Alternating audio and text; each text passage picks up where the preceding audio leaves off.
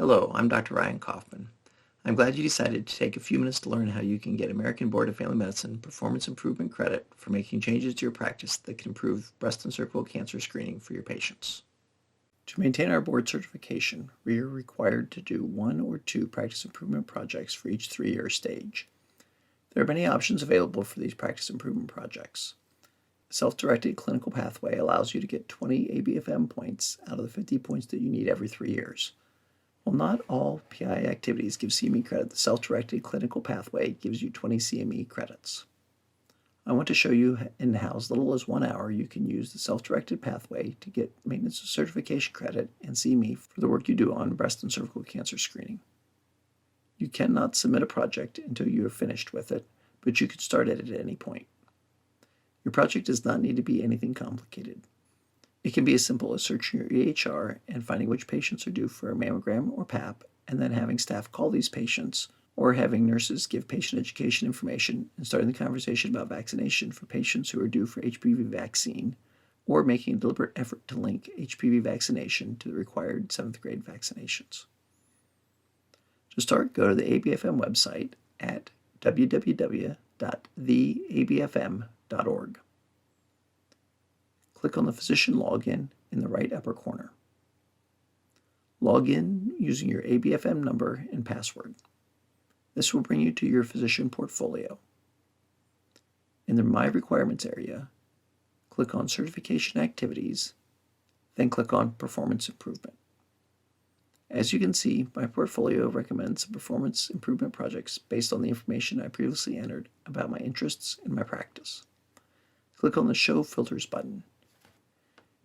In the Filter by Keyword field, type Self, and then click Apply Filter. Now you will see the self-directed clinical project. Click on the View Activity button to see the details, then click on the Start button, and that will take you to the form that allows you to submit your project online. As you see, there's a progress bar at the top so you can see how you are doing. Enter a project name. It is fine to use a name such as Cervical Cancer QI Project, but you may use any name you like. Enter your practice name. Click on the area, then click on Find an Organization. Start typing the name of your organization, then select it from the list, or click on the Create an Organization button at the bottom.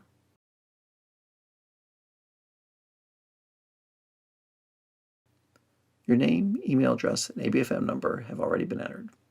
If you are doing this project, then you should select Yes for the question, do you have a direct continuing care responsibilities for family medicine patients?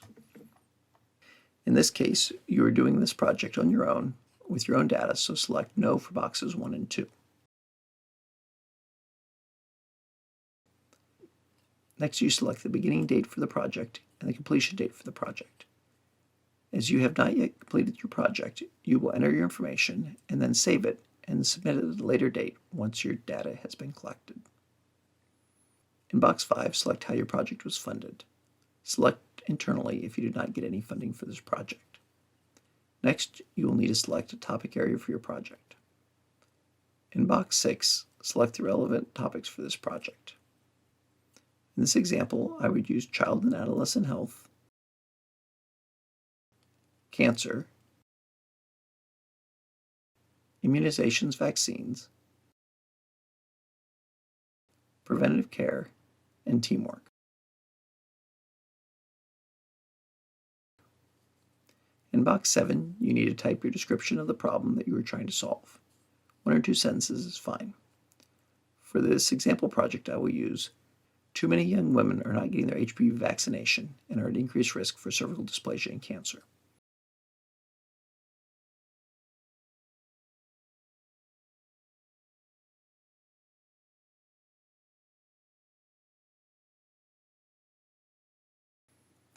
In box 8, enter your aim for this project. Make sure there's a clear goal, generally including numbers and a specific time frame.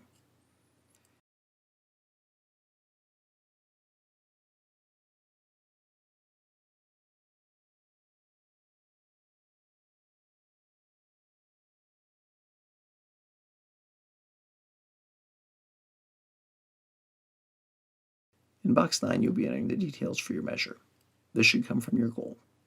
You need to enter the name of the measure that you're working to improve, the goal, the number of records, then your baseline, and follow-up data. For the number of charts, generally you want to include at least 10 charts if you're doing chart review to obtain data. However, if you're able to pull the data for your entire population using the reporting function or EHR, you will have data that gives a more complete idea of how you're really doing in your practice.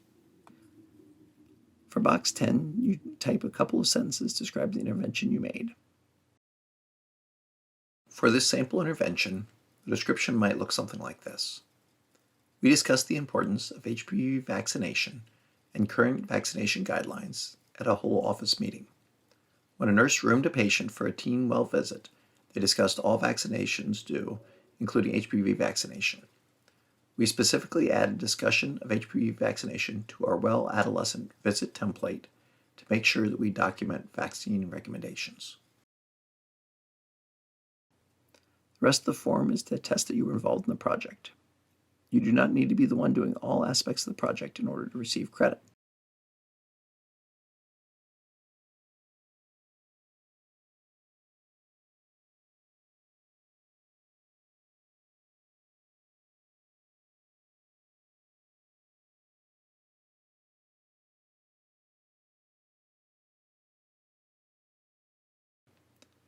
Next, there is a survey about your experience in doing this PI project.